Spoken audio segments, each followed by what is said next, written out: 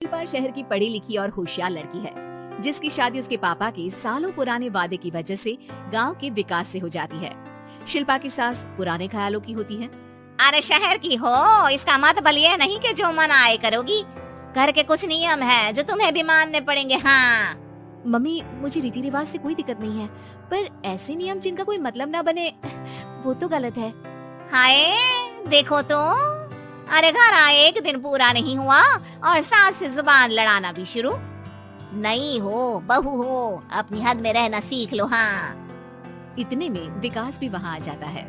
माँ, मुझे लगता है शिल्पा को घर रहने की जगह दुकान चलना चाहिए।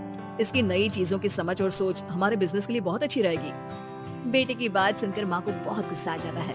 अच्छा, अरे बीवी के आते ही तेरे तो सुर बदल गए।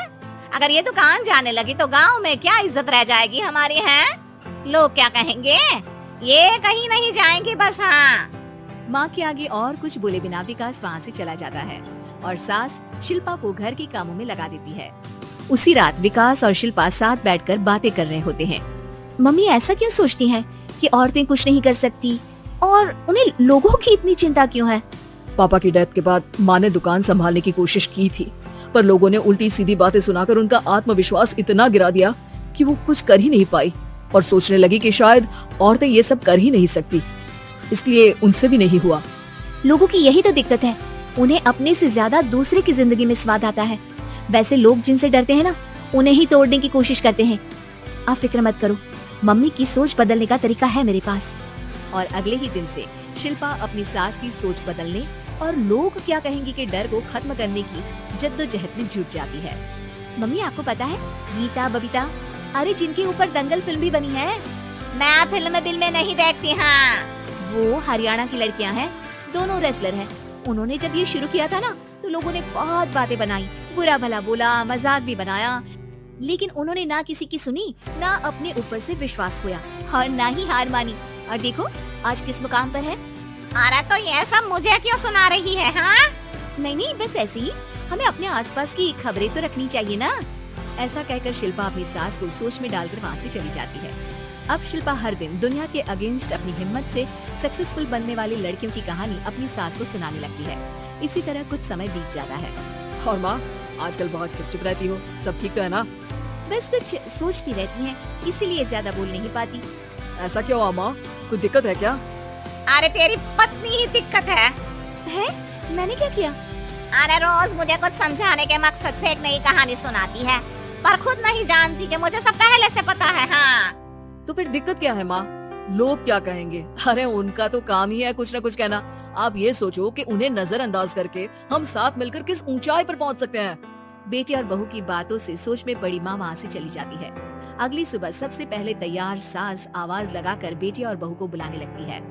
अरे कहाँ सोते पड़े हो दोनों? किसी को घर में कोई काम नहीं है का? हाँ सास की आवाज सुन शिल्पा भागती हुई कमरे से बाहर निकल आती है, जिसके पीछे विकास भी बाहर आ जाता है। मम्मी, आप इतनी सुबह तैयार होकर कहाँ जा रही हैं? अरे किसी नई शुरुआत से पहले भगवान का आशीर्वाद बनता है या नहीं? मैं सीधा दुकान जाऊंगी, तुम काम निपटा कर आ जाना है। सास की बात सुन शिल्पा और विकास खुशी से फूले नहीं समाते। ये हुई ना मेरी माँ वाली बात।